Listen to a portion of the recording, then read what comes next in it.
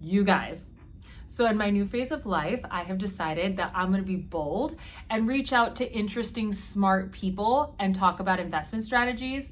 And last week, I had the honor of speaking to Nick Majuli on the current state of housing and real estate as an investment. Now, if you're unfamiliar with who Nick Majuli is, he's like one of my favorite people on Twitter, and he runs this blog called For Dollars and Data, and it's all about long-term investing and investment strategies. And I think he's brilliant, and the way that he presents information is so approachable and so easy to understand.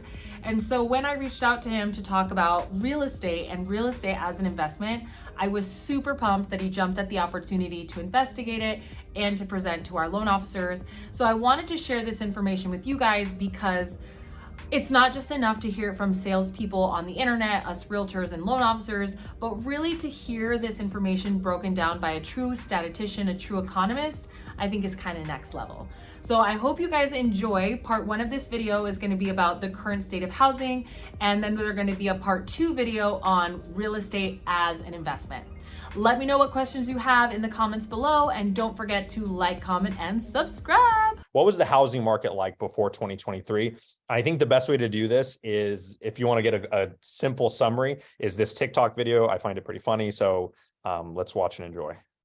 Excuse me, is that apple for sale? Yeah, we're about to put it on sale right now, actually. Well, I'm in the market, so tell me about your apple. Why should I buy it? Nice try.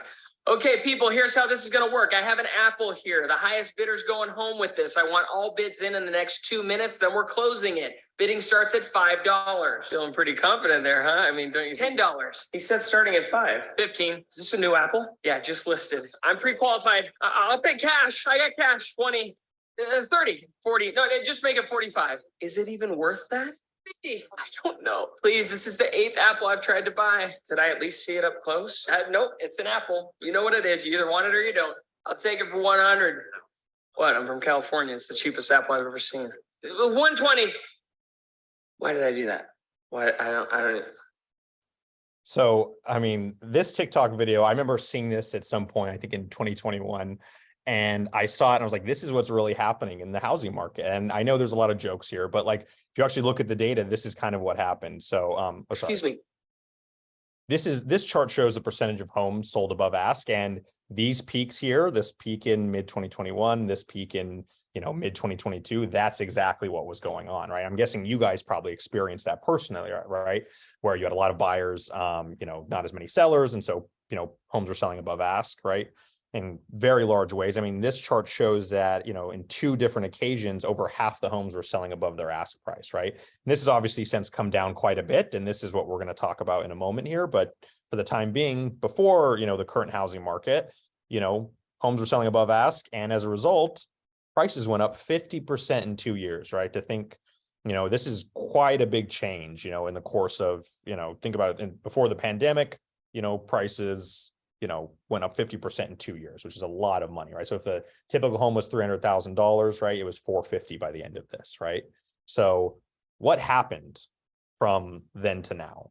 And I think the thing you guys already know, obviously what happened, the biggest cause of all this is that the Fed started raising interest rates, and they started raising interest rates very quickly.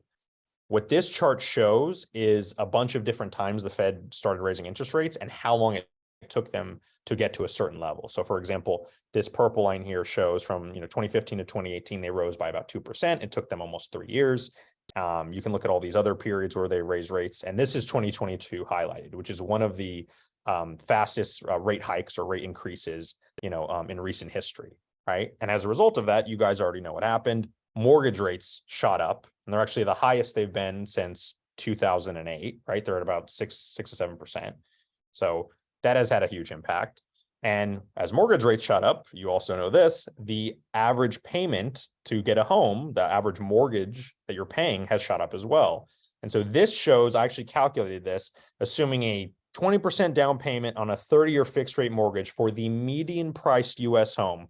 This shows what the monthly mortgage payment would have to be throughout time since the beginning of 2020, right? At the beginning of 2020, the median monthly mortgage payment on a typical home, imagine you pick the median home out, was $1,000, right? That's about how much people will be paying. Today, that's up to 1750. It's 75% higher, right? It's almost doubled, right? It actually did technically double, like in late 2022. You can see right here, it was actually at 2000. It's since come down. And that's kind of, what we're here to talk about is like prices went up a ton, rates went up a ton, and now the payments have gone up as well. And that's created an affordability crisis in some ways, right? It's an issue at least, right?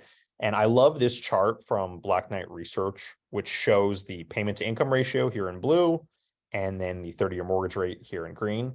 And what it shows is that, the payment to income ratio is the highest it's been since like the early 80s, right? It's going all the way back to then. Like affordability is clearly an issue, right? And it's an issue right now. But the thing to keep in mind with regards to this, like while affordability is an issue now, very recently it wasn't an issue. So just a few years ago, like homes were like relative on the payment to income scale, homes were more affordable than they've been in a long time, or they've been quite affordable for a while, for at least like the last decade, right? And specifically recently they were very affordable, and now they're very not affordable because of mortgage rates, right? So that's one thing that's going on, affordability, which means people are unable to buy homes. So that's what's going on in the current housing market.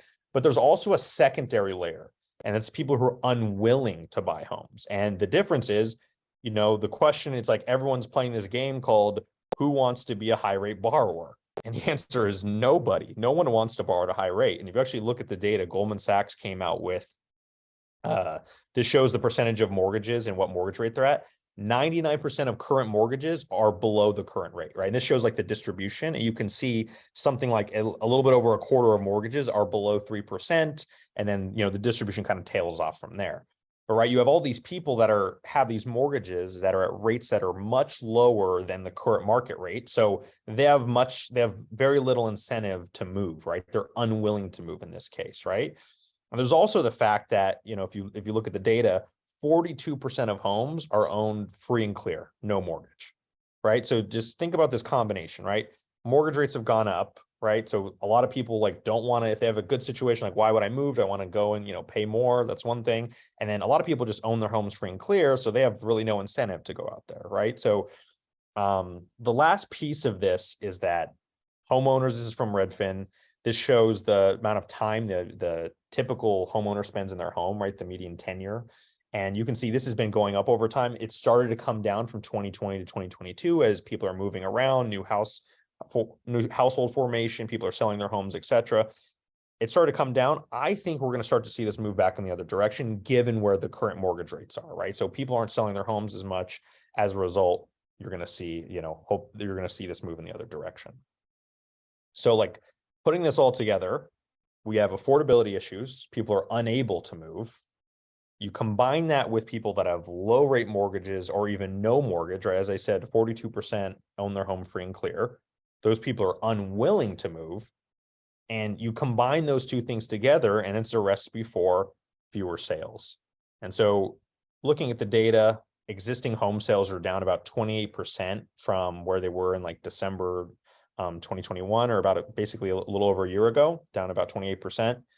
And this is on aggregate, but even when you look at like different regions broken out, across every region, we're seeing kind of the same stuff. Like sales have come down in terms of percentage off their highs from where they were. The one thing though is that the Midwest and the South aren't being hit as hard as the West and the Northeast. They've been hit a little bit harder. Things to keep in mind. Along with that, mortgage applications are near record lows, right? Or not record, at least the lowest reading since 1995. So in relative history, this is quite low. People aren't going out trying to get mortgages because rates are so high, but there's obviously opportunities, within, if you're an all cash buyer, that's a little bit different because you don't need a mortgage necessarily, but we'll get to that later. So this is something to keep in mind. Mortgage rates have come down. And I think the last, as all this has happened, prices have come with them, right? So sale prices have generally followed suit. I think it's the largest decrease in prices since, the great financial crisis, 08, all that stuff, everything that happened from, 2008, 2012, basically, I think was when they bottomed. So prices are down about 12% right now. They actually were down 14. They actually just had a little bump in the last month or so. I don't actually have the most recent data. This is probably off by like, a couple weeks to a month.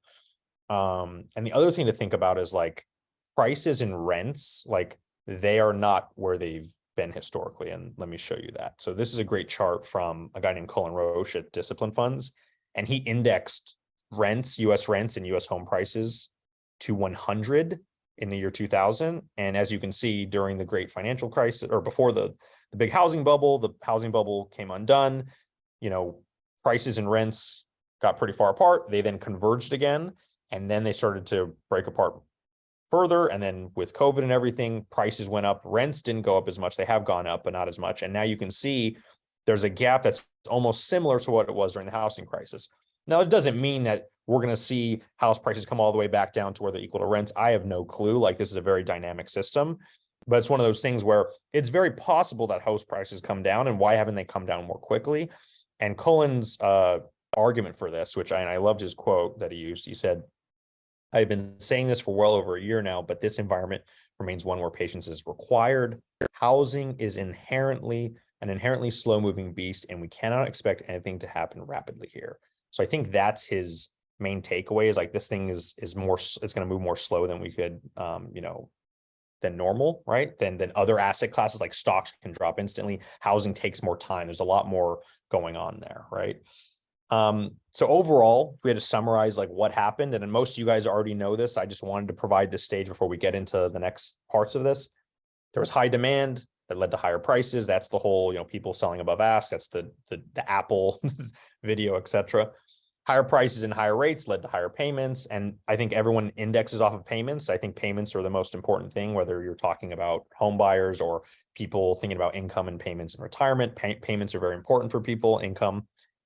You had higher payments and higher rates that led to less demand, and then less demand leads to fewer sales, right? This is what's happened in aggregate. So some of you may be seeing this and say, well, I don't agree with this. I'm not seeing this at all. Well, the fact is, you may not be seeing this because real estate is local and remains local. And so I'm showing you aggregate data across the US, but real estate remains local. And I wanted to show this chart, which was recently in the Wall Street Journal, which illustrates how, though prices have come down, you're seeing most of those price decreases, at least from January 22 to January 23, happening in the West. And you're not seeing it as much in most of, everything that's basically east of the Mississippi, right? So for a host of reasons, like, this is happening. I don't know exactly why this is happening in specific regions, but it goes to show that real estate remains local. So everything I say here today, like, remember, this is aggregate stuff. We're looking in the aggregate, and I do try to provide regional and small things to kind of look at, but it's just something to keep in mind that real estate remains local. So what I'm saying here may not be perfectly applicable to your market, but just take into account what works and what doesn't, and go from there. So that's just like a high level of what's happened so far in the real estate market, this kind of chain here of what's gone on. And now I think we can kind of spend some time thinking about how you can reframe your approach. So one of the important things to understand, now that we've compared the market to where it was to where it is today, is why there are some advantages in terms of buying today that you might not have had in the past. And one of the biggest things is negotiation power. So back in 2020 and 2021, there was very limited negotiation power because there was such high demand, and really the only advantage that you had was how much you were going to be paying over an appraised value, how many concessions you were willing to give, or waive contingencies and inspections. I mean, it was kind of a crazy market. And today, with houses not flying off the market as fast as they were with lower demand, you really have a lot of negotiation power. And in fact, depending on your localized market, I mean, almost a very large percentage of houses that are for sale now or that are selling now are actually selling with what they're called seller concessions. And so those are concessions that the seller will pay to offset closing costs, to offset repairs. They're negotiable on price. And so that is one of the big benefits in buying in a high rate market versus a low rate market. And it's one of the key factors that Nick presented to us as advisors on things that we need to do to better prepare you guys for buying in today's market. Another thing is really understanding why housing is a long-term investment. And that's going to be in our part 2 video, is understanding the investment strategies that come along with owning property. And so I hope that you guys will tune in. It'll be posted in a couple days. keep checking back here. And like I said, guys, if you find this channel valuable, please go ahead and send it on to a friend. And don't forget to like, comment, and subscribe.